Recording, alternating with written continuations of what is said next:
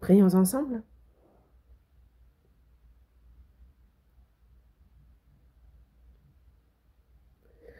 Dieu notre Père, toi qui nous aimes, toi qui es saint et miséricordieux, Dieu, en cette fin des temps que tu as fixée, tu nous as sauvés dans ce monde, tu nous as saintement séparés. Tu es avec nous, Seigneur, tu agis avec nous dans ton Église. Nous te servons, Seigneur, et en obéissant à ta parole, en faisant le service pour l'Évangile, tu es avec nous et tu nous permets de vivre ainsi. Nous te remercions de cette grande grâce. À cette heure, nous qui par le précieux sang du Seigneur avons vu nos péchés lavés, nous sommes réunis devant toi, Seigneur, pour louer ta grâce, ta gloire, pour apprendre ta parole. Et nous te remercions pour la communion que tu nous permets d'avoir au milieu des saints. Nous croyons en ce que tu es parmi nous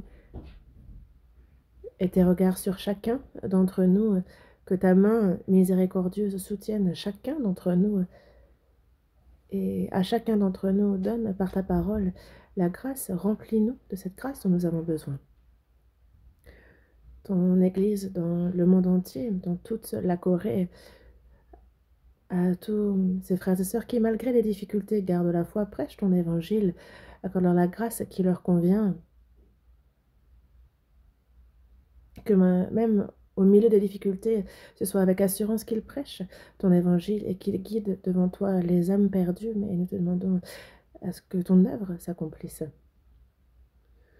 À tous les frères qui prêchent ta parole, donne-leur la sagesse, remplis-les de ton Saint-Esprit puissant, que dans la faiblesse, que ceux qui sont malades soient rétablis promptement, que le reste de leur vie puisse être vécu pour ton évangile, toujours plus que cette occasion leur soit accordée. En ton temps, tu nous donnes la parole dont nous avons besoin, tu nous enseignes la voie qu'il nous convient de suivre. Seigneur, à cette heure encore, il y a, Seigneur, ta parole sainte que tu souhaites nous manifester ta volonté, comment nous devons nous comporter et nous te demandons de nous guider. Tu connais nos faiblesses et par ta main puissante, soutiens-nous et fortifie-nous, édifie-nous. Nous avons prié au nom de notre Seigneur Jésus. Amen. Ouvrons la Bible. Seconde épître aux Corinthiens, chapitre 6. Seconde épître aux Corinthiens, chapitre 6.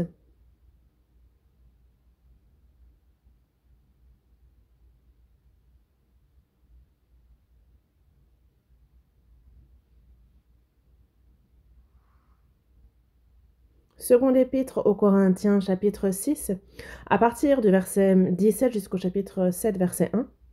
Seconde épître aux Corinthiens, chapitre 6, verset 17, jusqu'au chapitre 7, verset 1, je lis. C'est pourquoi sortez du milieu d'eux et séparez-vous, dit le Seigneur. Ne touchez pas à ce qui est impur, et je vous accueillerai. Je serai pour vous un père, et vous serez pour moi des fils et des filles, dit le Seigneur Tout-Puissant. Ayant donc de telles promesses, bien-aimés, purifions-nous de toute souillure de la chair et de l'esprit, en achevant notre sanctification dans la crainte de Dieu.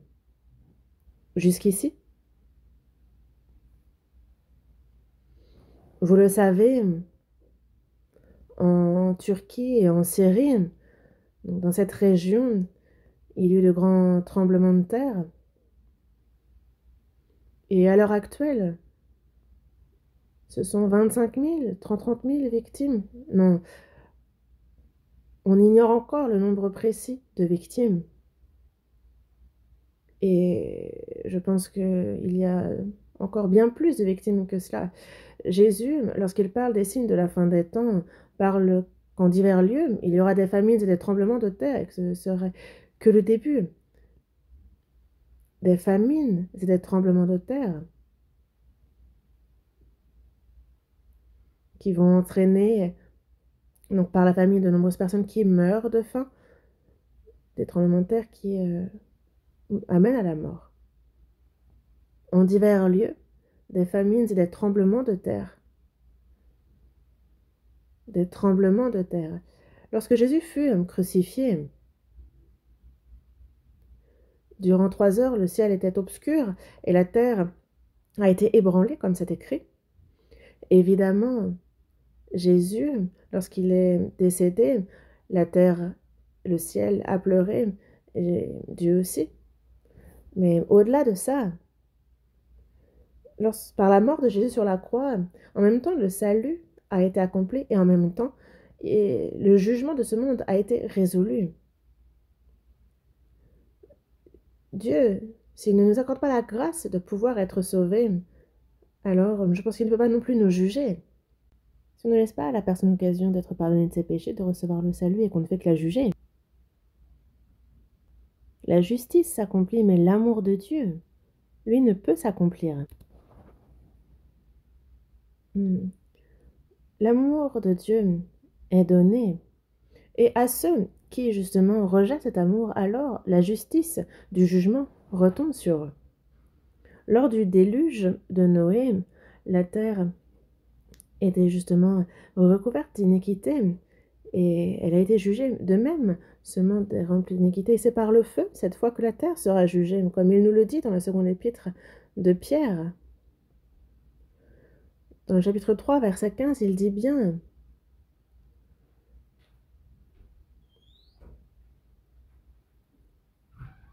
que la terre est prête pour ce jugement dernier. Il y a justement les catastrophes naturelles, il y a la dernière guerre qui va éclater aussi, justement, toutes ces pestes. Et nous aussi, à notre époque, c'est en un laps de temps très court que nous avons vu tout ça s'accomplir.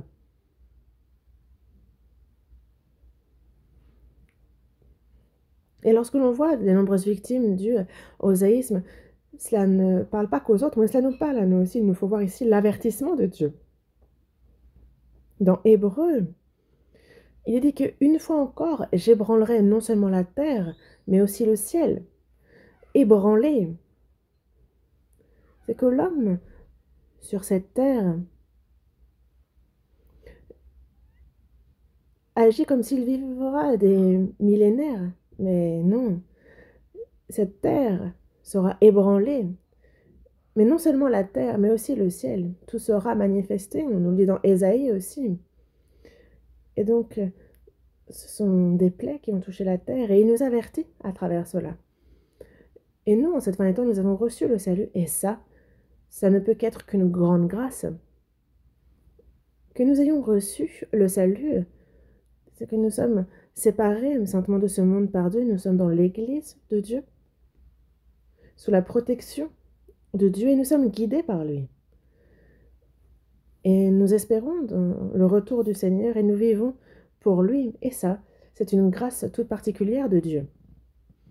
Actuellement, en Corée,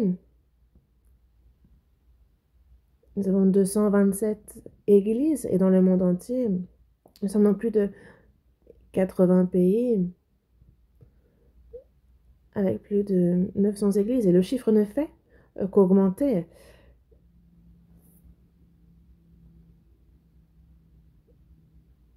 Il y a de nombreux prédicateurs dans notre église qui prêchent, de nombreux sauvés, et les frères et sœurs sont unis pour l'œuvre, pour la prédication de salut, et on voit l'œuvre à travers les nombreux sauvés, que ce soit en Corée, que ce soit à l'étranger.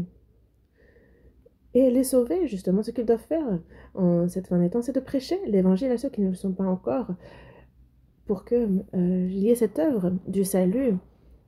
Dieu a bien dit qu'il a été patient et qu'il l'est encore. Dans la seconde épître de Pierre, il nous dit « Croyez que la patience de notre Seigneur est votre salut. » Le Seigneur tarde. Pour ceux qui ne sont pas encore sauvés, c'est une occasion qui leur est donnée. Et c'est pour cela que, parfois, j'entends dire « Ah, j'aimerais que le Seigneur revienne au plus vite. » Et pas plus tard qu'il y a un instant, en fait, j'ai rencontré une sœur dans l'ascenseur et justement, je lui disais qu'il faut qu'elle soit en bonne santé jusqu'à ce que le Seigneur revienne. Elle me dit: «Ah, c'est bon, j'aimerais bien que le Seigneur revienne au plus vite» et j'ai le même cœur, j'ai aussi envie qu'il revienne au plus vite, mais comment faire alors pour tous ceux qui ne sont pas encore sauvés? Et donc c'est une occasion qu'il leur est donnée et c'est pour ça qu'il faut que nous aussi, nous soyons, patients comme, le Seigneur l'est aussi. Ne pas nous simplement nous réjouir de notre salut, mais faire tout ce que nous pouvons pour la prédication de l'Évangile. Et donc le nombre des sauvés ne cesse d'augmenter, mais il ne cesse d'ajouter à son Église. Et l'œuvre du salut est donc l'œuvre la plus importante. Et en parallèle, justement, que les sauvés se préparent aussi au retour de leur Seigneur pour pouvoir être aussi aptes, justement, se préparer à entrer dans sa gloire. Quand nous avons reçu le salut, nous étions de misérables pécheurs. Mais après notre salut, c'est chaque jour que par sa parole et que par son esprit, il nous renouvelle, il nous sanctifie, qu'il nous transforme. Et c'est pour cela que nous, en tant qu'enfants de Dieu, comment nous convient-il de vivre? On voit notre vie, notre caractère changer afin que nous puissions nous tenir sans être honteux devant lui quand il viendra dans sa gloire. Et c'est aussi ce que Dieu fait dans son Église. Et ceux qui sont sauvés désormais, c'est au sein de l'Église qu'ils continuent à apprendre la Bible, et alors que leur foi grandit, alors c'est notre cœur, notre vie qui petit à petit change, est transformée. Lorsqu'un enfant est né, il naît nu, certes, mais dès qu'il naît, ses parents qui l'ont mis au monde, toute la famille, les frères, les sœurs, c'est toute la famille qui l'aime et qui prend soin de lui, et il grandit au milieu de cet environnement. Et nous qui sommes sauvés au sein de l'Église, et donc les frères et sœurs qui ont été sauvés avant nous, euh, et ils aident les plus jeunes. Et donc la foi croît, et en tant qu'enfant de Dieu, alors il est vraiment très important pour nous de vivre le reste de notre vie comme il se doit en tant qu'enfant de Dieu. Et ce dimanche, encore, nous abordons la vie du chrétien né de nouveau. Quelle est cette vie? Quelle vie il doit mener? Et c'est déjà à 2 reprises que je vous en ai parlé. Aujourd'hui, c'est la 3e fois. Et en sous-titre, on pourrait intituler ce sermon Une vie sainte, séparée du monde. La vie du chrétien, avant tout, c'est justement d'être saintement séparé du monde, distingué de ce monde, une vie sainte. Et dans les versets que nous avons lus, il s'adresse ici aux saints sauvés, et il dit « Et séparez-vous, dit le Seigneur. » Donc vous, ce sont les sauvés. Et se séparer de qui? De ceux qui, eux, ne sont pas sauvés. On nous parle ici d'être distingués, d'être séparés. Séparez-vous, dit le Seigneur, ne touchez pas à ce qui est impur. Ne participez pas à ce qui est impur. C'est ce que cela signifie. Saint, pur, c'est le même sens.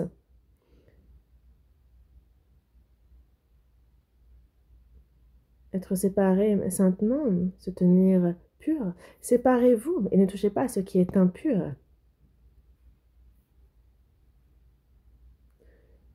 Lorsque nous ne connaissions pas Dieu, nous vivions comme tous les gens de ce monde, sans aucune distinction. Nous suivions les convoitises de la chair, nous faisions par réflexe que notre chair voulait, nous étions par nature enfants de colère. Mais justement, par le grand amour dont il nous a aimés, il a redonné vie à notre âme. Et ceux qui sont sauvés, il les place au sein de son Église, il les protège, et jusqu'à ce qu'on entre dans son royaume, il nous guide. Et ce que nous devons faire, désormais, nous vivons dans le monde, mais nous n'appartenons pas à ce monde. Nous avons été choisis dans ce monde, séparés de ce monde. Et ça, il faut le savoir, il faut en être certain. Et c'est pour cela que sortez du milieu d'eux et séparez-vous. Donc, d'un côté, ceux qui sont sauvés, à part. Quelle que soit notre position, notre statut, que l'on soit riche, pauvre, que l'on soit euh, éduqué, en fait, cela dépasse toutes ces circonstances charnelles, parce que désormais, nous ne connaissons plus personne selon la chair. Par la chair, on parle de ceux qui sont riches, de ceux qui sont pauvres, de ceux qui ont reçu une éducation, de ceux qui n'ont pu aller à l'école. En fait, cela dépasse tout cela. Mais pour la simple et bonne raison que la personne est sauvée, nous sommes désormais un. Et au contraire, Dieu, lui, ceux qui dans ce monde sont pauvres, ceux qui sont misérables, vils, il a davantage de pitié pour eux. Et ce sont eux qui sont davantage sauvés, et n'est-ce pas? Ainsi, si on reçoit le salut dans l'Église, on a un Père, nous sommes frères et sœurs, nous avons la même foi, la même espérance, la même raison d'être. Et donc, nous sommes un. Soyez séparés. Et nous, encore là, nous sommes séparés des gens de ce monde qui, maintenant, sont en train d'aller s'amuser ici ou là, qui sortent avec leurs amis, qui sont justement dans les douceurs de ce monde. Mais nous sommes séparés, saintement séparés. Ne touchez pas à ce qui est impur. Ce monde est rempli d'iniquité. Et quand nous sommes sauvés, nous ne perdons plus notre sauvé, mais nous pouvons être tachés des choses impures de ce monde. Et donc, ne touchez pas à ce qui est impur, à ce qui est sale. Et je vous accueillerai, je serai pour vous un père, et vous serez pour moi des fils et des filles, dit le Seigneur Tout-Puissant. Ce verset ne dit pas que c'est ce qu'il faut que l'on fasse pour devenir enfant de Dieu. Non, c'est qu'il faut absolument que tout enfant de Dieu soit séparé saintement.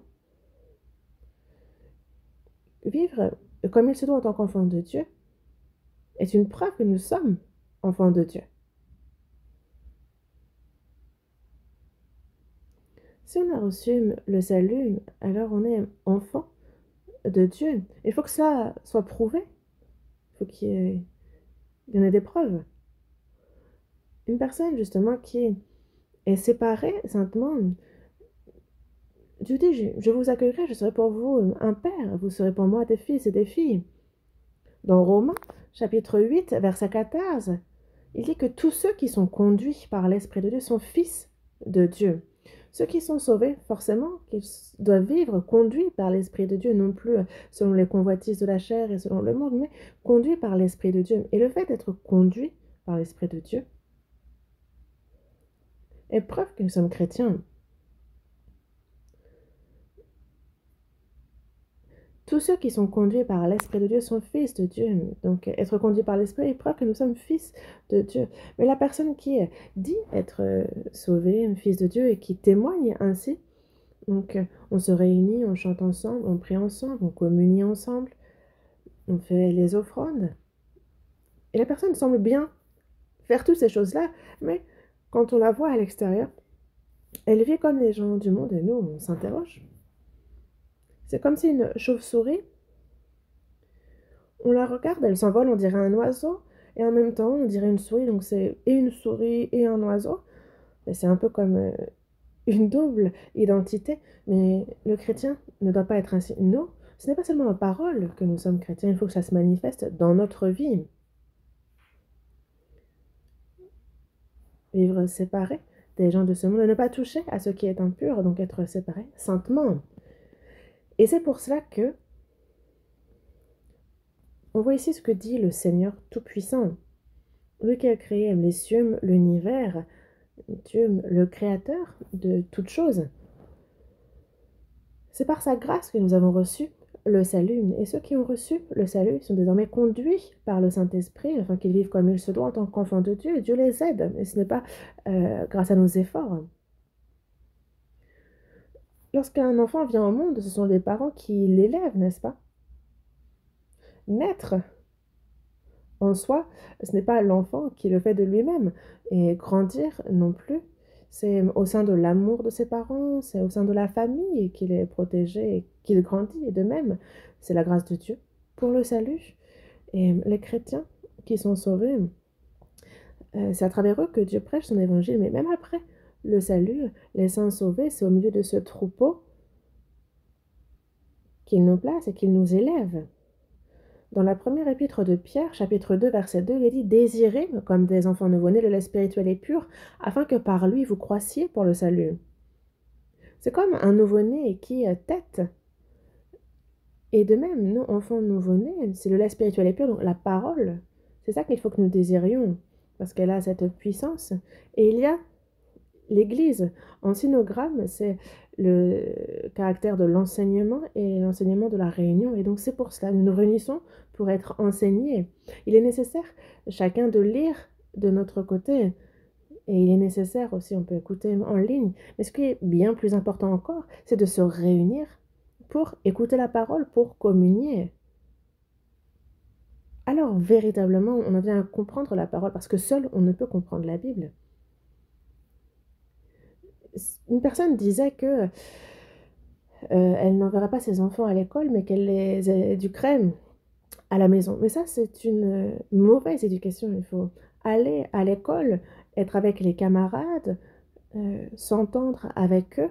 Et c'est alors qu'on apprend quelque chose et que la personnalité de cet enfant se forme aussi et qu'on apprend aussi à vivre. Et c'est là l'éducation. L'éducation, ce n'est pas de faire en sorte que la personne ait une grosse tête, non. L'éducation est là pour faire des hommes des humains. Et nous, en fait, le but pour lequel nous apprenons la Bible, c'est afin justement d'être transformés pour vivre correctement en tant qu'enfants de Dieu. Et il est important donc pour les chrétiens de se réunir, de se séparer, parce que c'est en ce sens aussi que Dieu agit. Alors, ces personnes-là, pour eux, je serai un père. Ces personnes-là sont mes enfants, c'est ce que cela signifie. Et dans le chapitre 7, second épître aux Corinthiens, chapitre 7, verset 1, « Ayant donc de telles promesses, bien-aimés, purifions-nous de toute souillure de la chair et de l'esprit. » Donc, il s'agit ici à ceux qui sont sauvés. Et ici, on a donc bien-aimé, une tendre expression.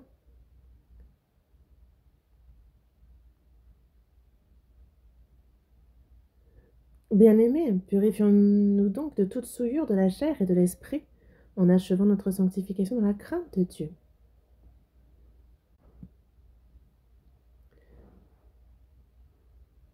Et ceux qui ont été transformés dans ce monde, ils s'adressent à eux en disant « Je serai pour vous un père et vous serez pour moi des fils et des filles. » Et parce qu'il a dit ça, nous, ayant donc de telles promesses, il nous faut achever notre sanctification dans la crainte de Dieu. La crainte de quoi? Non pas crainte de la perdition, non.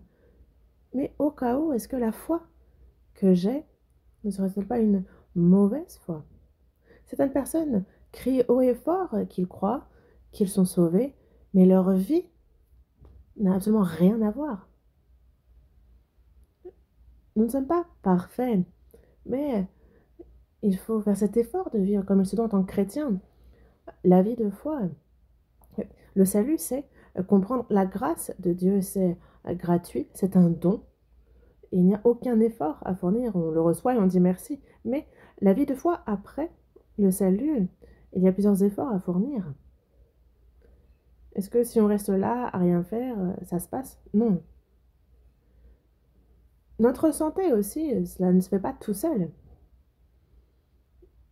Nous prenons ce qui est bénéfique pour nous, la nourriture qui nous convient, nous faisons le minimum de sport. En fait, nous sommes actifs comme il le faut pour être en bonne santé. Et le salut aussi, si on ne fait rien, qu'on vit bonne aise, est-ce que c'est comme ça qu'on vit la vie de foi? Non, parce que vivre bonne aise, c'est justement en fait suivre cette chair. Et nous sommes nés, nous, avec cette nature pécheresse qui justement nous pousse à suivre la chair. Nous avons encore cette nature pécheresse qui, et si on la suit, on va pécher, et ça, il ne le faut pas. Désormais, ce n'est plus selon les convoitises de la chair que nous vivons, mais selon l'esprit. Et par crainte de justement de vivre selon la chair, c'est là notre crainte. Dans Philippiens, chapitre 2, verset 12. Travaillez à votre salut avec crainte et tremblement. Il y a ce verset. Et si on n'est pas attentif, ce verset, on se dit, oh là là, il faut qu'on ait la crainte, le tremblement, qu'on travaille pour ne pas perdre notre salut, parce qu'on a l'air de pouvoir le perdre. Non, le salut est certain. Si on l'a reçu avec certitude, alors c'est certain. Mais c'est ensuite par crainte de vivre selon la chair. Au cas où, est-ce que devant Dieu, je ne commettrai pas d'erreur? C'est de cette crainte dont on parle. Parce que c'est possible. Parce qu'on est sauvé, ça ne veut pas dire que, paf, d'un coup, on devient un ange et qu'on ne pêche absolument pas. Ce serait génial, mais non, on a toujours cette nature pécheresse et qui, à l'occasion, justement, on peut se laisser entraîner par le péché, mais ça, c'est ce qu'il nous faut contrôler. L'apôtre Paul, aussi, dans la première épître aux Corinthiens, est bien dit qu'il traitait durement son corps et le tenir assujetti. La chair n'a pas envie de se soumettre. Ah, pourquoi faut encore aller à l'église? Je peux écouter à la maison. Donc, la paresse. On parle justement de ce serviteur qui est paresseux et méchant. Et c'est ça notre chair, par exemple, de ne pas vouloir lire la Bible, apprendre la Bible. Oh. Ah, pourquoi je dois y aller, apprendre encore? Et c'est comme les élèves, ils n'ont pas envie d'aller à l'école étudier. Et ils pensent aux études comme à quelque chose d'ennuyeux. Et, et ne pas étudier, justement, on se retrouve à l'arrière, parce qu'il y a une période où il nous faut apprendre. Et après, on peut bien vivre, mais on a aussi donc un effort à fournir. Parce que si on s'écoute, on ne va pas à l'école, on ne va pas au travail, mais ce n'est pas une vie. La vie du chrétien, de même, il faut avoir du zèle, non de la paresse, être fervent d'esprit et servir le Seigneur. Il faut être zélé, non pas paresseux, à être fervent d'esprit si on veut servir le Seigneur, parce qu'il y a beaucoup à faire. Les chrétiens ne peuvent pas être paresseux dans leur vie de foi. Et une personne sauvée, même si elle était paresseuse, devient zélée. Il y a tellement à faire. Lire la Bible, prier, aller à l'église. Quand on dit aller à l'église, c'est retrouver donc ce troupeau des sauvés, communier, prêcher l'évangile. Il faut une offense pour cela, il faut faire le service. Il y a tant à faire. Bon, si moi je ne le fais pas, les autres, oui, oui, les autres le feront, certes. Mais moi aussi, je suis dans ça, il faut que j'y sois. Et c'est pour cela que quand on parle de craindre, de la crainte de Dieu, c'est par crainte de suivre la chair, de commettre des erreurs, de désobéir à Dieu. C'est de cette crainte dont on parle. Si on est dans la crainte, non, si on commet des erreurs, si on a avec certitude reçu le salut, alors notre âme ne connaîtra pas la perdition. Mais il nous parle dans l'Hébreu justement du châtiment qu'il réserve à ceux qu'il aime. Parce que le Seigneur châtie celui qu'il aime et il frappe de la verge tous ceux qu'il reconnaît pour sa fils. Et je ne me souviens pas dans ma jeune avoir été châtiée par mon père ou frappée, mais j'ai beaucoup été frappée par ma maman. Après, au-dessus, j'ai 5 grandes sœurs. Et justement, en fait, j'ai été élevée par 5 grandes sœurs, mais elles étaient adorables. Ma mère était sévère. À la moindre erreur, elle me fixait du regard. Elle me regarde. Et ensuite, vers quoi elle tourne son regard? Il y a une verge qui est accrochée un peu plus haut. Elle me regarde, puis tourne son regard vers la verge. Elle me dit prépare-toi en fait. Mais une fois qu'elle a la verge dans la main, alors elle a une très bonne mémoire. À chaque coup, elle me disait ça tu as mal fait, ça tu as mal fait. Et moi je savais. Et donc je recevais les coups. Mais c'est par amour. Quand on aime, on châtie encore plus sévèrement. Parce que justement, sans les châtiments, on est peut-être un fils réprouvé, illégitime. Et c'est pour ça qu'il si on est, il faut être dans la crainte de commettre des erreurs vis-à-vis des parents, vis-à-vis des professeurs aussi. C'est vrai que de nos jours, c'est un peu différent. Mais à mon époque, si on ne faisait pas nos devoirs et qu'on allait à l'école, alors on devait tendre nos mains et avec un bâton, en fait, il nous frappait et parfois on était frappé jusqu'au sang. Et si on rentrait à la maison et il nous disait: «Ah ben, bien fait pour toi, t'avais qu'à faire tes devoirs». Mais de nos jours, au contraire, les parents et si jamais le professeur a frappé, l'enfant, alors, ça se retourne contre le professeur. Et ça, c'est une mauvaise chose parce que ce n'est pas par, répulsion que l'enfant a été frappé. Mais, cette relation désormais a changé. Il n'y a plus de crainte vis-à-vis des professeurs. Mais nous, sauvés, c'est dans la crainte justement qu'il nous faut achever notre sanctification. En achevant notre sanctification dans la crainte de Dieu. Ayant donc de telles promesses, il nous faut nous purifier de toute souillure de la chair et de l'esprit. Donc toute souillure de la chair et de l'esprit. Donc ces mauvaises doctrines, ces mauvais enseignements qui souillent l'esprit. Donc on parle ici de la chair, de l'esprit, dont il faut nous purifier de toute souillure. Donc on a donc justement la purification, la sanctification. Achever notre sanctification qui revient justement à être purifié. Et c'est vraiment un problème très important. Dieu nous a sauvés pour cela, pour nous séparer saintement, pour nous mettre à part saintement. Et donc si je suis sauvée, je ne suis plus de ce monde, je vis dans ce monde. Mais il nous faut savoir que nous sommes des personnes saintes séparées de ce monde. Il nous a distingués de ce monde. Nous qui allons au ciel, nous sommes séparés. Séparés de ce monde. Première épître aux Corinthiens, chapitre 1. Première épître aux Corinthiens, chapitre 1.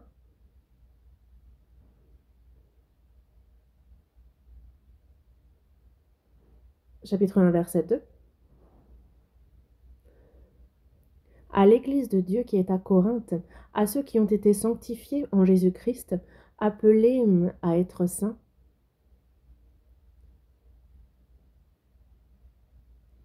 Ici, en fait, on envoie cette épître au sein de Corinthe, donc à l'église de Dieu qui est à Corinthe. En fait, de jour quand on dit église, les gens pensent au bâtiment, un peu à cette cathédrale où il y a une croix tout en haut. C'est Pierre et ils voient le bâtiment, ils se disent: «Waouh, quelle belle église, oh l'église a été bien construite», mais ne dites pas ça. Ça, ce n'est pas l'église. L'église n'est pas un bâtiment, c'est le troupeau des saints sauvés. Ecclésia, en grec. Ecclésia, ce sont donc ceux qui sont séparés, ceux qui sont séparés. L'église, ce sont des gens. Et c'est pour cela que, ici aussi, à l'extérieur, on a cet écriteau qui dit église centrale, mais ça ne veut pas dire que c'est le bâtiment, l'église. Mais c'est comme dans les maisons, vous avez des plaques. Bon, maison de Monsieur Dupont, maison d'un tel. Ça ne veut pas dire que la maison c'est Monsieur Dupont. Non, c'est que cette maison appartient à Monsieur Dupont. Et dans le temps, on écrivait justement bâtiment de l'église. Donc c'était là où se réunit l'église. Et au tout début, lorsque les missionnaires sont venus, j'étais à Mokpo et il y avait des missionnaires qui ont participé au séminaire. Et il y a un bâtiment qui a été construit et c'était écrit bâtiment de l'église. En, en réalité, il est correct d'appeler ça comme ça, parce que c'est vrai que c'est là où se réunit l'église. Mais quand on voit un bâtiment et qu'on dit ouais, l'église est grande, l'église a été bien bâtie, non, en fait, en soi, l'église, ce n'est pas un bâtiment, ce sont des gens. Et donc, quand on dit à l'église de Dieu qui est à Corinthe, ce n'est pas qu'il y avait un bâtiment. À l'époque, même en fait, en 300, jusqu'en 300 après Jésus-Christ, il n'y avait pas de bâtiment où se réunir en soi. C'est pour ça qu'on peut lire aux églises d'Asie Donc, Aquilas et Priscille, avec l'église qui est dans leur maison. Laodicée, donc à Nymphas, c'est l'église qui est dans sa maison. À Phia et à Archippe, l'église qui est dans sa maison. Et nous aussi, avant d'avoir les bâtiments, nous réunissions dans les maisons. Et si on se retrouve dans une grotte, on peut dire l'église dans la grotte, ou sous l'Empire romain, il y avait les catacombes. Et pour être allé à Rome, j'ai visité les catacombes et justement, ils gardaient la foi cachée dans les souterrains. Et donc, c'était l'église dans les souterrains. Et il y a une sœur qui était professeure au lycée, et donc elle a évangélisé, et ils se rassemblaient dans les salles de cours, aussi sur la plage, et les parents ensuite ont été aussi sauvés, et donc après ils ont pu avoir un bâtiment à proprement parler pour se réunir, mais lors des premières églises, il n'y avait pas de bâtiment en soi, et c'est pour ça que c'était dans les maisons. Et ici on dit à l'église de Dieu qui est à Corinthe, à ceux. Donc on explique plus précisément à ceux qui ont été sanctifiés en Jésus-Christ, donc l'Église. C'est quoi? Comme dit dans Hébreux, chapitre 10, verset 10, c'est en vertu de cette volonté que nous sommes sanctifiés par l'offrande du corps de Jésus-Christ une fois pour toutes. Donc nous sommes nés de nouveau, nous avons été sanctifiés. Et donc à ceux qui ont été sanctifiés en Jésus-Christ, donc qui sont sauvés, appelés à être saints, donc ce troupeau saint, celui qui a été séparé. Ceux qui ne sont pas sauvés, s'ils se réunissent, ce ne sont pas des saints, c'est juste une communauté appelée à être saint. C'est ça, l'Église, Ecclésia, le troupeau séparé par Dieu. Et si Dieu nous a sauvés, c'est afin que nous le servions. Moïse, en Égypte, il y a le peuple d'Israël qui a passé 400 ans de servitude en Égypte. Et afin de sauver ce peuple-là, il trouve Pharaon en lui disant: ce peuple, c'est le peuple de Dieu, et laisse-le partir pour qu'il serve l'Éternel. Parce que le peuple de Dieu ne peut servir Pharaon, et donc laisse partir ce peuple qu'il serve Dieu. Et Pharaon dit: l'Éternel, je ne connais pas ce Dieu, donc je n'enverrai personne nulle part. Si vous voulez servir un Dieu, il y a ici beaucoup de dieux, servez-le ici. L'Éternel, moi je ne le connais pas et je ne vous enverrai pas. L'Éternel, je ne connais pas ce Dieu. Et il y a donc les 10 plaies qui tombent, et enfin, il laisse partir le peuple d'Israël. Le peuple d'Israël est sorti d'Égypte, et qu'est-ce qu'a fait ce peuple? Il a servi Dieu. Et à chaque fois, ils étaient châtiés lorsqu'ils ne servaient pas bien. Mais le but pour lequel Dieu nous a sauvés, c'est parce que ceux qui ne sont pas sauvés, à leur insu, et nous, c'était notre cas aussi, nous servions le diable. Parce que le roi de cette terre, c'est le diable. Mais après notre salut, nous sommes passés de l'emprise du diable au royaume de Dieu. Et si nous avons été sauvés, c'est dans le but de servir Dieu. Et lorsque nous serons au ciel, nous servirons éternellement Dieu. Nous avons été séparés simplement pour servir Dieu. Sachez-le. C'est pour ça que dans Romains, chapitre 12, verset 11, il dit: ayez du zèle et non de la paresse, soyez fervents d'esprit, servez le Seigneur. Ce qu'il faut que nous fassions, c'est servir Dieu. Ceux qui servent Dieu sont séparés simplement. Si on vit dans le péché, comment pensez-vous pouvoir servir Dieu, lui qui est saint? Il faut être séparé. Les hommes se réunissent, ils prient, ils chantent des cantiques, et ils disent que c'est un culte. De nos jours, je ne sais pas trop comment ça se passe, mais à mon époque, avant d'être sauvé, il y avait un règlement à l'école. Et il y avait un pasteur, il y avait une feuille, une petite cloche, et il faisait ting ting, commençons le culte. Et donc on commence. Donc il y a un programme et tang tang tang, le culte est terminé. Mais le culte en soi, il n'y a ni de début ni de fin. En fait, dans la Bible, où est-ce que vous avez vu ça écrit? Mais les hommes ont une mauvaise idée concernant le culte. Le culte, en soi, c'est servir. C'est la même chose. Servir.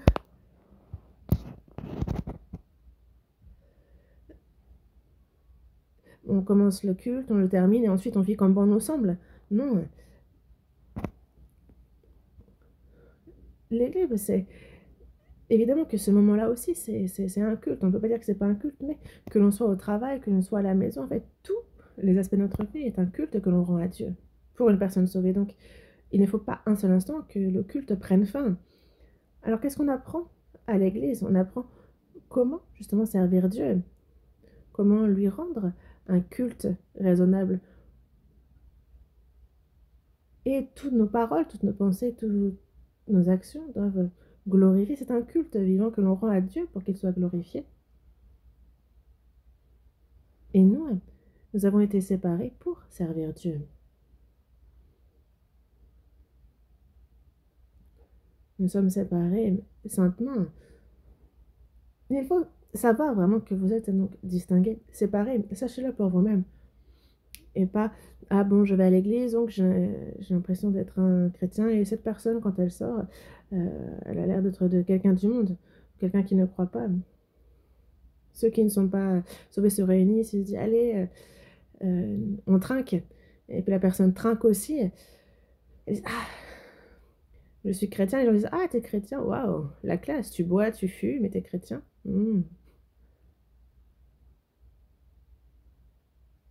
Mais à l'intérieur, je te dis, waouh, l'imposteur. Cette personne peut bien évangéliser, personne ne croira. Moi, toi, on est pareil, il n'y a aucune différence, alors pourquoi croire? Il faut justement montrer cette distinction. Je suis avec vous, mais je suis différent. Montrer que l'on est justement différent. Hébreu, Hébreu chapitre 3. Hébreu chapitre 3, verset 1. Chapitre 3, verset 1. C'est pourquoi, frères saints, qui avaient part à la vocation céleste, considérez l'apôtre et le souverain sacrificateur de la foi que nous professons.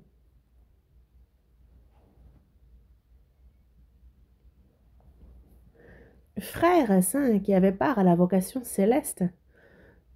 En lisant ce verset auparavant, ça me faisait un coup au cœur parce que c'est ensemble déjà, nous qui, avec les frères qui ont été me sauver, c'est ensemble, nous qui avons part à la vocation céleste. Frères saints, la vocation céleste, donc le ciel, là où Dieu est, là où il nous appelle, c'est notre Père qui nous...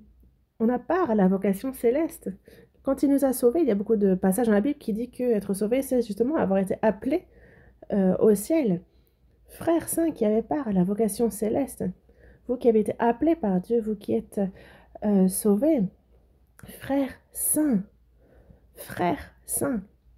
qui avaient part à la vocation céleste. Oh, c'est un nom superbe, non? Considérez l'apôtre et le souverain sacrificateur de la foi que nous professons. Jésus est apôtre et souverain sacrificateur. Apôtre parce qu'il enseigne. Le Seigneur est prophète et souverain sacrificateur. Docteur et apôtre. Parce que les apôtres sont ceux qui ont prêché la parole de Dieu. Jésus est le premier apôtre. Il est venu et voyez combien il a enseigné. Encore maintenant, il nous enseigne par le Saint-Esprit et il est aussi le souverain sacrificateur de la foi. Il a donné son corps pour la rédemption de nos péchés. Auparavant, au peuple d'Israël, en fait, il y avait le souverain sacrificateur qui sacrifiait la bête qui, de ce sang-là, entrait dans le Saint des Saints et aspergeait le sang. Mais là, c'est Jésus qui s'est offert lui-même en vérité expiatoire, et c'est avec son propre sang qu'il s'est présenté au ciel. Il est donc apôtre et souverain sacrificateur. Donc il nous faut considérer, réfléchir profondément à Jésus. Dans Hébreux, chapitre 12, verset 2, on nous dit d'avoir les regards sur Jésus, le chef et le consommateur de la foi. Considérer, donc ne pas y penser à la légère, mais réfléchir profondément, considérer précisément, d'avoir les regards sur Jésus. Le chef et le consommateur de la foi, celui qui nous a sauvés, celui qui nous perfectionne. Non seulement il nous a sauvés, mais aussi petit à petit, il nous perfectionne. Le Seigneur. Donc avoir les regards sur Jésus. Quand on dit avoir les regards sur, c'est comme un peintre qui a le modèle juste sous les yeux et il retranscrit sur son papier la forme, les cheveux, les sourcils, toute chose est retranscrite sur le papier. Et de même, avoir les regards sur Jésus, c'est un à un, dans tous les aspects, dessiner Jésus en moi. Et que son caractère s'accomplisse en moi. Dans Galates, chapitre 4, verset 19, l'apôtre Paul dit bien « Éprouvez de nouveau les douleurs de l'enfantement jusqu'à ce que Christ soit formé en nous ». La mère connaît les douleurs de l'enfantement lorsqu'elle met au monde un enfant, mais il y a aussi cette autre douleur de l'enfantement, celle d'élever l'enfant. Et ça dure toute une vie. Et l'apôtre Paul disait, éprouvez de nouveau les douleurs de l'enfantement jusqu'à ce que Christ soit formé en nous. Et c'est ce que Jésus fait. Il œuvre jusqu'à ce qu'il soit formé en nous. Et il est difficile, et c'est de plus en plus difficile d'ailleurs, que chacun soit sauvé. Mais est-ce qu'une fois sauvé, c'est terminé? Non. Désormais, à partir de ce moment-là, constamment, cette personne, pour qu'elle grandisse comme il le faut en tant qu'enfant de Dieu, afin que Christ soit formé en cette personne, alors, comme écrit dans la seconde épître de Pierre, chapitre 1, verset 4, faire en sorte que toute personne devienne participant de la nature divine. C'est compliqué? Dans Matthieu, chapitre 5, verset 48, il est dit « Soyez donc parfaits, comme votre Père céleste est parfait. » Comment est-ce que nous pourrions être parfaits comme le Père? Mais Dieu souhaite que nous soyons parfaits comme il l'est parfait. Le Père est un grand homme. Il ne va pas s'attendre à ce que son fils ne soit que la moitié de lui-même. Il est difficile pour le fils d'être au-dessus de son père, mais il souhaite au moins qu'il soit comme lui. Et c'est petit à petit. C'est comme la larve, 7 ans passent pour qu'elle devienne une cigale, et ensuite après, donc elle laisse derrière sa vieille forme. Aux États-Unis, c'est 17 ans qu'il faut à la larve pour devenir une cigale. Et à la fin de ces 17 ans, paf, elle sort, et elle est une cigale. Et notre corps aussi. Il est dit que notre corps aussi, dans Philippiens chapitre 3, verset 21, il est dit qu'il transformera le corps de notre humiliation, le rendant semblable au corps de sa gloire. Non seulement notre corps sera transformé, mais avant que notre corps ne soit transformé, c'est notre intérieur aussi qui petit à petit est transformé. La larve passe 7 ans avant de devenir une cigale. Mais pour devenir une cigale, en fait, la larve petit à petit change. On ne devient pas une cigale du jour au lendemain. Mais à l'intérieur, elle n'est pas encore une cigale. Mais si jamais on ouvre au cutter la larve, est-ce que vous pensez que c'est une cigale? Vous allez voir une larve crier « Ah !» Non, non, c'est en fait d'elle-même qu'il faut qu'elle laisse tomber la carapace.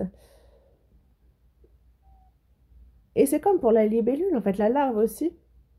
Elle s'accroche justement à une feuille. Et c'est une fois, 2 fois, 3 fois qu'elle se dépouille, en fait. Et qu'ensuite, elle s'envole comme une libellule. Et nous aussi, en fait, on se dépouille de du vieil homme, comme c'est dit aussi dans Éphésiens. Et c'est pour cela d'ailleurs que petit à petit, donc frères saints, nous devons devenir des frères saints, des frères et sœurs saints, compris. Ancien Testament, Lévitique chapitre 10, Lévitique chapitre 10, verset 3. Lévitique chapitre 10, verset 3. Lisons.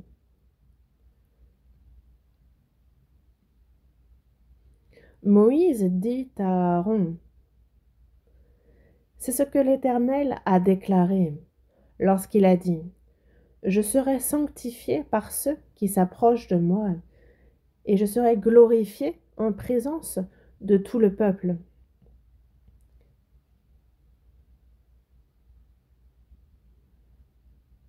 Que nous dit ici l'Éternel? C'est ce que l'Éternel a déclaré lorsqu'il dit, je serai sanctifié par ceux qui s'approchent de moi, et je serai glorifié en présence de tout le peuple.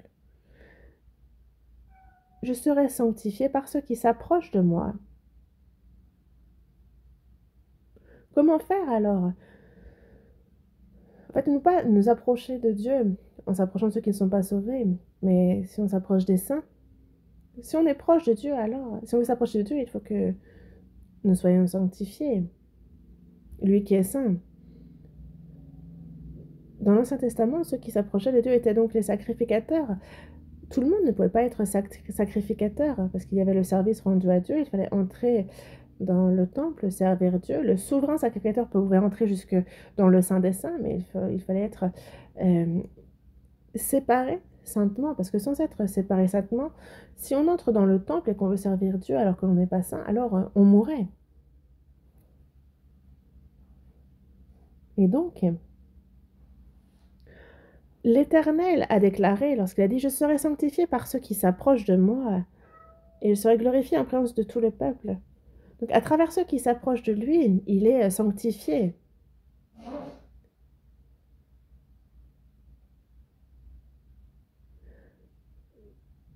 Et comment faire pour justement sanctifier Dieu? S'approcher de lui. Si on s'approche de Dieu, pour cela, il faut que nous soyons sanctifiés. Si on veut s'approcher de Dieu, il faut que nous soyons sanctifiés, il faut qu'on soit purifiés.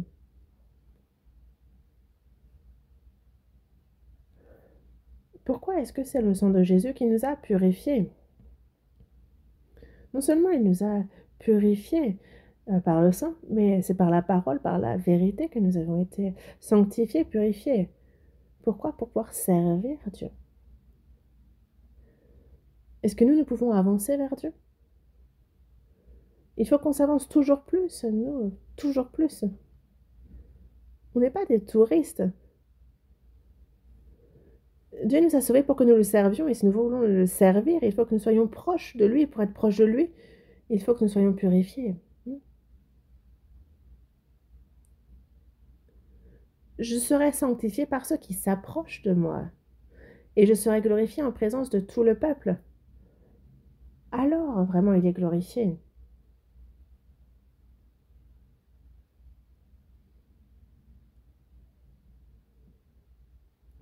Nous, donc, pour servir au plus proche Dieu, il faut que nous-mêmes nous soyons purifiés. Et si on veut être purifié, il faut que l'on soit justement séparé de ce qui est impur. Dans Matthieu, chapitre 6, verset 9, Jésus dit bien, voici donc comment vous devez prier. Notre Père qui est aux cieux, notre Père qui est aux cieux, que ton nom soit sanctifié. Père, notre Père qui est aux cieux. Aux cieux, l'univers, le ciel, il y a son trône dans les cieux. Lui qui est le créateur des cieux, de l'univers, notre Père qui est aux cieux. Our Father in heaven. notre Père qui est aux cieux. Et c'est un mot incommensurable. Dieu, le créateur des cieux, de la terre, lui qui est aux cieux, lui qui est ce Dieu qui dirige toute la création est mon Père. Notre Père, non seulement mon Père, mais notre Père. Ceux qui sont sauvés ont un Père, Dieu. Nous sommes nés d'un même Père. Et nous pouvons donc l'appeler notre Père. Et donc dans un verset, dans un passage, il y a tant de contenu à l'intérieur. Notre Père qui est aux cieux. Ensuite, que ton nom soit sanctifié. En fait, si on fréquente les églises, on apprend par cœur la prière du Seigneur.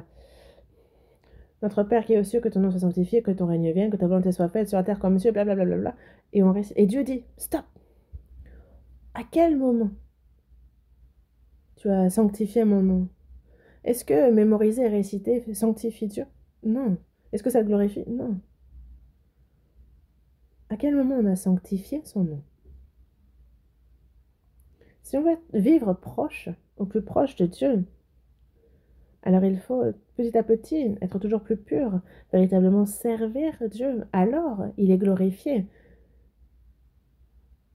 Et glorifier Dieu, c'est sanctifier son nom. Et quand est-ce que nous avons fait ça?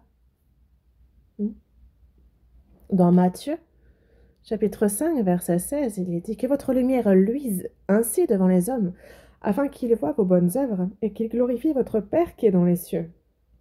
Ceux qui ne sont pas sauvés regardent les bonnes œuvres de ceux qui sont sauvés. Alors, ils glorifient le Père qui est dans les cieux. Ceux qui ne sont pas sauvés, il ne faut pas qu'écouter ce qu'on dit, mais il vérifie à travers notre vie si ce que nous disons est vrai. Il se dit sauvé, il se dit fils de Dieu. Voyons un peu. Et il regarde. Ah, c'est vraiment différent. C'est vraiment différent des autres. C'est certain, ce en quoi il croit. Et moi aussi, il faut que je m'intéresse. Il faudrait que je devienne pareil. En fait, c'est le cœur qu'ils doivent avoir. Mais si on agit comme eux, si on parle aussi mal que si notre vie n'a rien de différent avec la leur,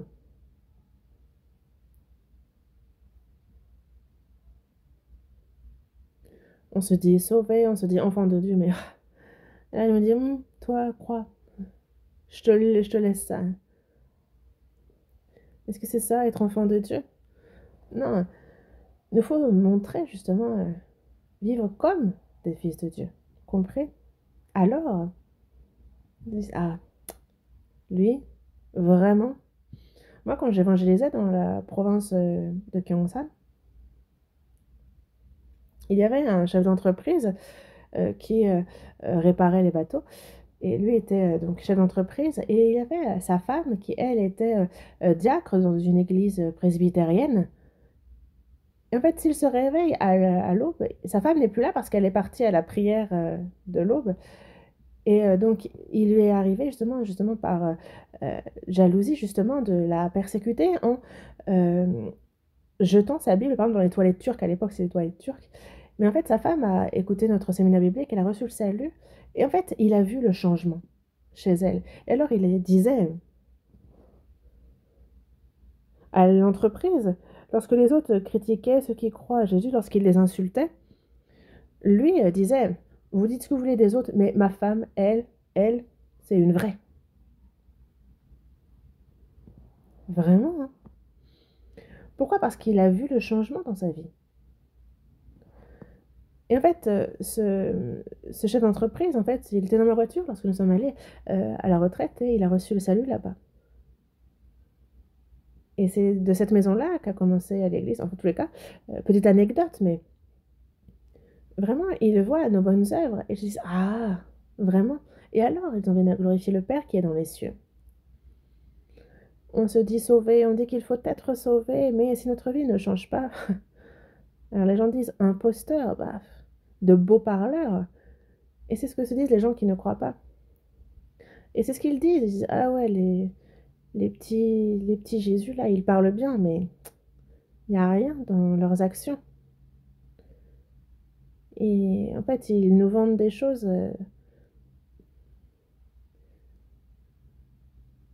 qu'ils ne font... Et il y a cette expression, justement, en fait. En fait, l'enseigne dit que ça vend de l'agneau, par exemple, et finalement, ce qu'ils vendent, c'est des grenouilles. Donc, en fait, entre ce qu'il a marqué sur l'étiquette et ce qu'il y a vraiment dans la boîte, c'est différent. Et donc, le contenu sont différents, donc c'est une arnaque. Parce que la personne qui vit mal, on se dit, bah, si c'est comme ça qu'il faut vivre pour aller au ciel, moi, je veux bien vivre comme toi, mais on va pas pour autant aller au ciel. Notre Père qui est aux cieux, que ton nom soit sanctifié. Nous, pour sanctifier le nom de Dieu, il faut que moi-même je sois pure, il faut que je change, il faut que je sois sanctifiée. Alors cela glorifie Dieu. Le peuple d'Israël est le peuple élu de Dieu. Et ils s'en vantent d'ailleurs. Mais eux ont désobéi à la parole de Dieu, n'est-ce pas? Au Romains chapitre 2, voyons ce passage un moment. Au Romains chapitre 2.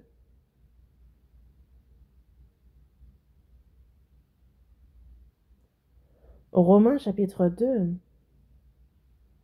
verset 23. Au Romains chapitre 2, verset 23. Toi, qui te fais une gloire de la loi, tu déshonores Dieu par la transgression de la loi. Car le nom de Dieu est à cause de vous blasphémé parmi les païens, comme cela est écrit. En fait, ici, on le voit dans le verset précédent, il s'adresse aux Juifs. Les Juifs se vantent d'être le peuple élu de Dieu et ils se font une gloire de la loi, mais ils ne font que se glorifier. Ils déshonorent Dieu par la transgression de la loi. Ils ne glorifient pas Dieu, au contraire, ils le déshonorent. Comme cela est écrit, le nom de Dieu est à cause de vous blasphémé par les païens. Encore maintenant, nous, sauvés, on se dit sauvés. On se vante de la foi que nous sommes ceux qui pouvons aller au ciel. Mais alors, tout en faisant cela, si on n'agit pas selon la parole de Dieu, alors eux,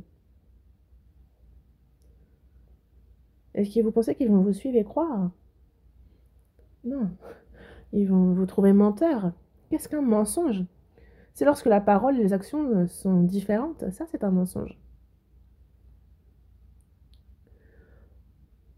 Parce que tu déshonores Dieu par la transgression de la loi. Donc si on n'observe pas la loi, la personne se dit fils de Dieu, se dit sauvé, et finalement, si on ne suit pas la parole, ça déshonore Dieu. Le nom de Dieu est à cause de vous blasphémés parmi les païens. Les païens désignent ceux qui ne sont pas sauvés maintenant. Le nom de Dieu est à cause de vous blasphémés parmi les païens. Le peuple d'Israël, justement pour avoir rejeté Jésus, a péri, mais eux se vantaient d'être le peuple élu. Et c'est pour ça que le peuple d'Israël, à cause de ce peuple, le nom de Dieu a été blasphémé parmi les païens. Pourquoi vous avez été chassés de la terre donnée par Dieu? Pourquoi est-ce que le peuple de Dieu a ainsi péri? Si vous êtes le peuple de Dieu, vous devez vivre dans la bénédiction de Dieu, non? Dans son aide. Ça, c'est correct. Mais ils désobéissent, et, ils périssent, et ils se disent le peuple de Dieu. Au contraire, en fait, ce sont des insultes qui sont revenues à Dieu. Dieu, à travers nous, qui sommes sauvés, il souhaite que son nom soit sanctifié, il souhaite être glorifié à travers nous.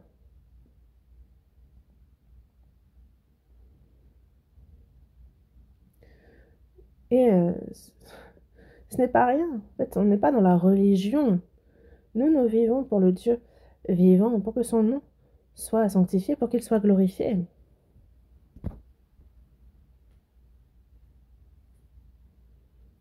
Évangile selon Jean, chapitre 17. Évangile selon Jean, chapitre 17. Évangile selon Jean, chapitre 17. à partir du verset 14 jusqu'au verset chapitre 17, verset 14. Jean chapitre 17, verset 14. Du verset 14 au verset 17, je lis.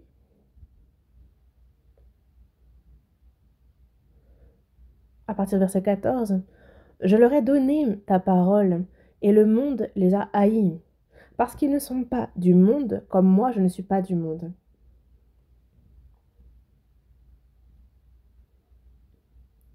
Je ne te prie pas de les ôter du monde, mais de les préserver du mal.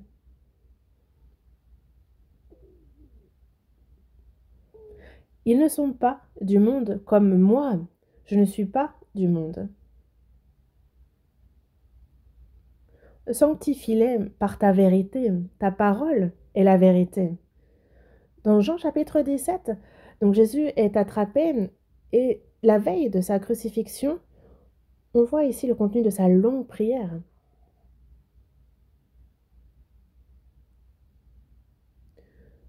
Jésus non seulement prie pour ses disciples, mais aussi pour tous ceux qui seront sauvés après. Et la prière qu'il a adressée ici n'est pas seulement pour ses disciples, mais aussi pour tous ceux qui seront sauvés à travers eux. Et nous aussi. Il prie donc aussi pour nous. Qu'a-t-il dit? Je leur ai donné ta parole et le monde les a haïs. Nous avons la parole de Dieu en nous. Nous avons reçu la parole et si nous avons reçu la parole, alors, est-ce qu'on reste là, stoïque? Non, il nous faut prêcher cette parole. Disons, justement, transmettre ce que Dieu a dit. Je leur ai donné ta parole et le monde les a haïs. Quand on prêche la parole, on nous hait. Même parmi ceux qui disent croire en Jésus, qui vont certes à l'église, mais ceux qui ne sont pas sauvés, qui sont du monde.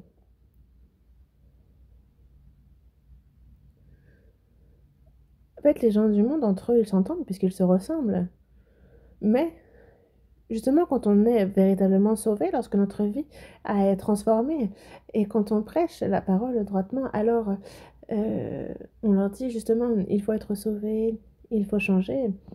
Et justement, eux nous disent, toi, t'as qu'à croire. Est-ce qu'il n'y a que toi qui crois? Pourquoi est-ce que tu méprises la foi des autres? Et ils nous haïssent dans ce sens. Regardez combien les Juifs ont haï Jésus. Les Juifs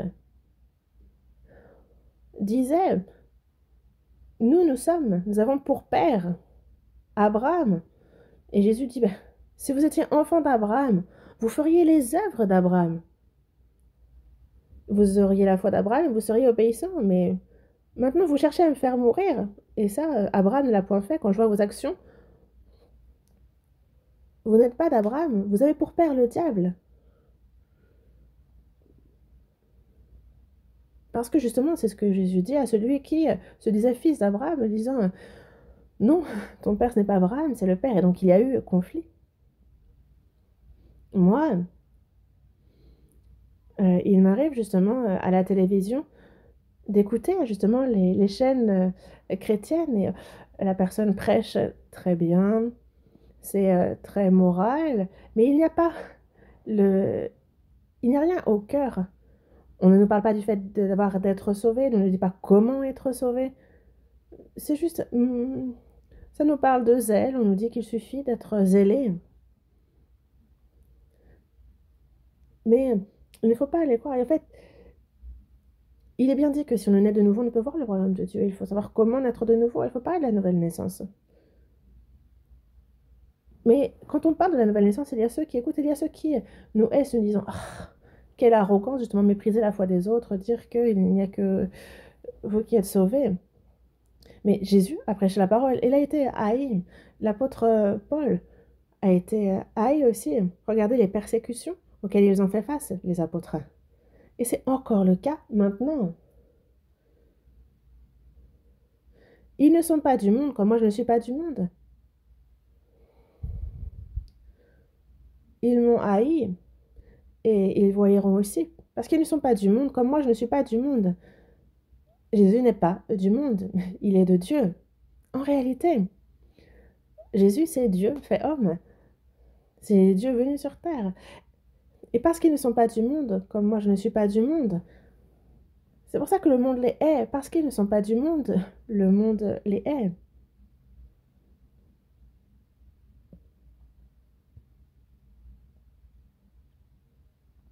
Dans Jean chapitre 15 aussi, il est dit, si vous étiez du monde, le monde aimerait ce qui est à lui.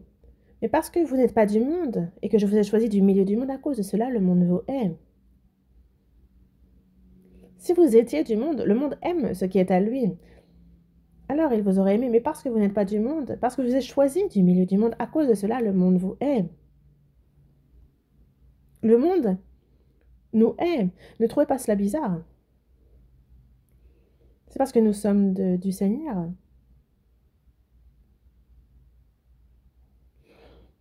Dans 1 Pierre, chapitre 4, il est dit, concernant les divers péchés, en fait, si nous, on ne les commet pas, ils nous disent, ben, depuis quand est-ce que tu as changé? Et c'est la raison de leur haine envers nous aussi. Parce qu'ils veulent qu'on fasse comme eux, que comme eux, on parle mal, que nous aussi, en fait, on insulte, que nous aussi, on commette les péchés, c'est ce qu'ils veulent que nous fassions. Mais si on est séparés, alors ils nous haïssent. Que devons-nous faire alors? Est-ce que nous devons être aimés des gens de ce monde? Non, évidemment qu'ils nous haïssent. Ils ne sont pas du monde, comme moi, je ne suis pas du monde. Parce que je vous ai choisi du milieu du monde, à cause de cela, le monde vous hait. Évidemment que nous sommes haïs. C'est aussi preuve que nous sommes de Dieu. Mais je ne parle pas du fait d'être haï lorsqu'on a commis une erreur. Non, ça c'est différent. Mais lorsque je vis, que je fais le bien et que je suis haï, ça c'est une bonne chose. Preuve que nous sommes de Dieu.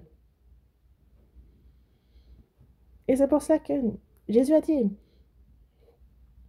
je ne suis pas du monde comme je ne suis pas du monde.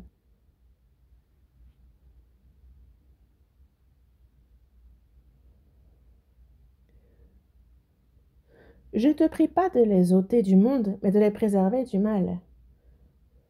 De les protéger, de les préserver du mal. Ce que Jésus a prié, c'est qu'il y a ceux qui persécutent, ceux qui haïssent, il y a les difficultés. Il n'a pas prié Dieu de les prendre au plus vite, non. Je ne te prie pas de les ôter du monde, mais de les préserver du mal. Nous vivons dans ce monde corrompu, méchant, mais nous sommes séparés de ce monde, nous en sommes distincts. Lorsque, justement, en fait, il y a eu le déluge, l'eau a jugé ce monde. Et si jamais l'eau était entrée dans l'arche, l'arche aurait coulé. Nous vivons dans ce monde, mais c'est comme l'arche qui flottait au-dessus du monde. Nous aussi, nous devons être séparés, nous devons flotter au-dessus de ce monde. Regardez les poissons dans la mer. L'eau est saline, mais sachez que la chair du poisson, elle, n'est pas saline. Mais si l'eau entre dans le poisson, s'il y a tout le sel qui rentre à l'intérieur, alors il meurt. Nous vivons dans ce monde, mais il ne faut pas que le monde entre en nous. Nous devons être séparés, distingués de ce monde. Et c'est pour cela, je ne te prie pas de les ôter du monde. Non. Après notre salut, nous aimerions tellement aller au plus vite aux côtés du Seigneur. C'est ce que nous disons, mais non. Vivre dans ce monde comme il se doit, en tant qu'enfant de Dieu, c'est ça que le Seigneur veut. Il veut que nous menions une vie distinguée. Je ne te prie pas de les ôter du monde, mais de les préserver du mal. C'est pour ça que dans Matthieu, chapitre 6, dans le chapitre 6, on a le Seigneur qui dit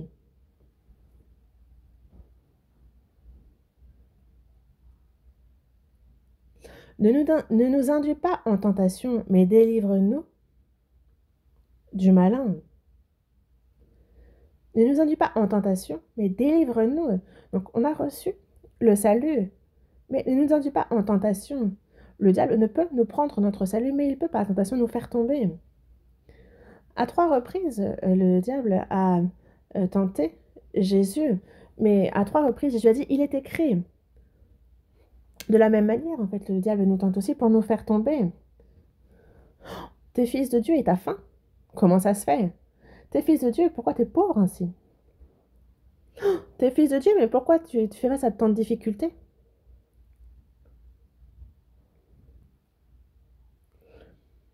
Fais de ces pierres du pain, tu peux. Jésus peut. Ah oui, je savais pas. Bon, ben, je vais faire de la pierre du pain. Non, il peut faire de cette pierre des fils, une descendance à Abraham. Et donc, de rien, il peut tout faire. Mais ce que Jésus va faire, c'était repousser la tentation du diable. L'homme ne vivra pas de pain seulement, mais de toute parole qui sort de la bouche de Dieu. Hmm? La chair doit manger le pain, mais il est bien plus important encore, c'est de vivre de la parole, d'être obéissant à la parole, de vivre en suivant la parole.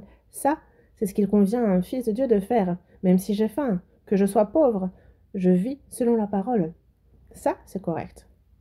Et il a repoussé la tentation. Il a été élevé très haut et il lui a montré toute la terre. Il lui a montré toute la terre en disant, si tu te prosternes devant moi, je te donnerai tout cela. Tu as juste à te prosterner et tout ce qui m'appartient t'appartiendra. Pourquoi? Parce que justement, ce qui était à Adam a été donné au diable. Et le diable dit, on m'a donné ça et je le donne à qui je veux. Si juste tu te prosternes, alors je te donnerai tout ça. Il suffisait de se prosterner. Mais Jésus a dit, il est écrit, tu ne serviras que Dieu. Tu adoreras le Seigneur ton Dieu, tu le serviras lui seul. Ne nous induis pas en tentation, mais délivre-nous du malin. Délivre-nous du malin, du méchant, du diable. Ceux qui sont sauvés, nous, en fait, le diable ne peut nous prendre notre salut. Dans Jean chapitre 10, verset 28, il est dit, je leur donne la vie éternelle et elles ne périront jamais et personne ne les ravira de ma main. La vie de ceux qui sont sauvés est dans la main de Dieu, dans la main du diable. Et donc personne ne peut ravir cette vie de la main du Père. Personne ne peut ravir cela. Mais le diable peut nous faire tomber dans la foi, il peut nous faire échouer dans la foi. Et c'est pour cela que il a été demandé à ce que l'on prie pour que nous ne soyons pas induits en tentation, mais qu'on nous délivre du malin. Il faut toujours être aux aguets, attentif, parce que justement, en fait, le diable cherche par où passer. Des fois, c'est avec l'argent, des fois, si c'est les femmes que nous aimons, c'est à travers les femmes qu'il va chercher à nous faire tomber. Et si les femmes aiment trop les hommes, de même, c'est les hommes que le diable utilise. Si c'est les honneurs, la gloire que nous cherchons, c'est ce que le diable utilise pour nous faire tomber. Le diable, en fait, lui, il ne s'arrête jamais. Dans 1 Pierre, on nous parle justement du diable qui est un lion qui rôde et qui cherche ce qui est... C'est comme un lion rugissant, il cherche qui il dévorera. C'est pour ça qu'il faut que nous soyons sobres, que l'on veille. Parce que lui, il rôde comme un lion rugissant, il cherche qui il dévorera. Il n'y a pas à dévorer parmi les non-sauvés, parce qu'ils sont déjà dans la main du diable. Mais il cherche à faire tomber ceux qui sont sauvés. Et c'est pour cela que Jésus a dit, je ne te prie pas de les ôter du monde, mais de les préserver du mal. Il a prié pour que nous soyons préservés. Et Dieu nous aide afin qu'on ne tombe pas dans la tentation. Et donc, nous prions. Et afin de ne pas tomber dans les pièges du diable, alors il faut aussi que l'on veille, que l'on soit sobre. Ne te prie pas de les ôter du monde, mais de les préserver du mal. Mais si moi-même, je plonge les pieds dans le plat, non. Juste quand je vois quelque chose, je me dis, ah tiens, ça c'est une tentation du diable, et je repousse cette tentation. Il nous donne la force pour cela, il nous donne la sagesse pour repousser la tentation. Et c'est pour cela que Il nous préserve du mal. Préserve. Seconde épître aux Thessaloniciens, chapitre 3. Voyons ce passage. Seconde épître aux Thessaloniciens, chapitre 3. Seconde épître aux Thessaloniciens, chapitre 3, verset 3.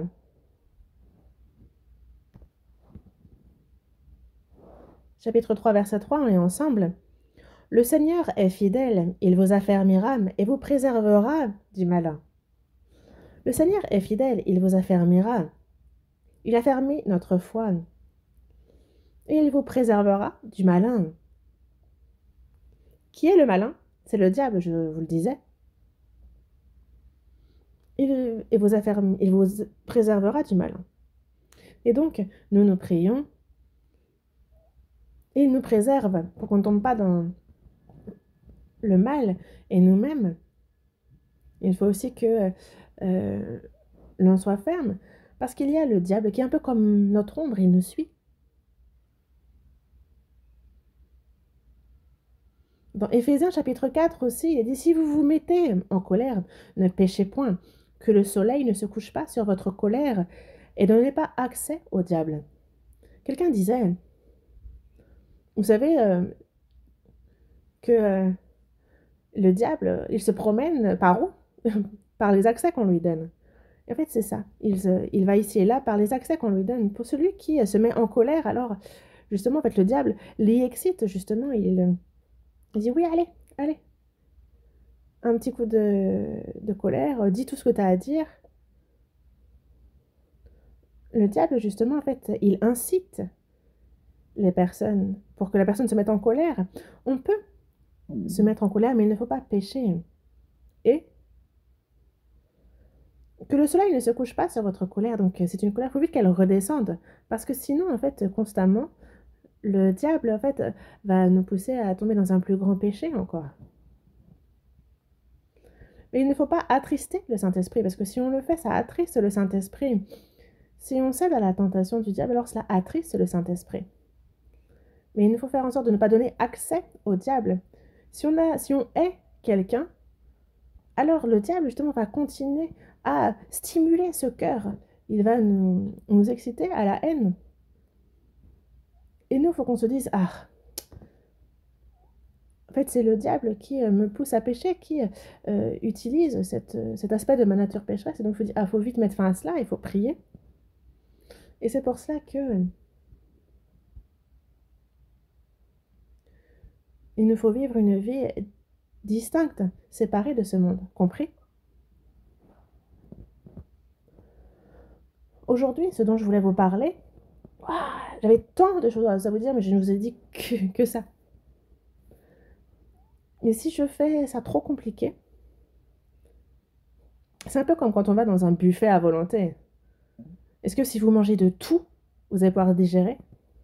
Non, on mange ce qu'on peut.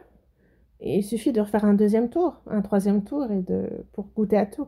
Mais ce qui est sûr, c'est que nous qui avons reçu le salut dans ce monde, nous avons été séparés, n'est-ce pas? Compris?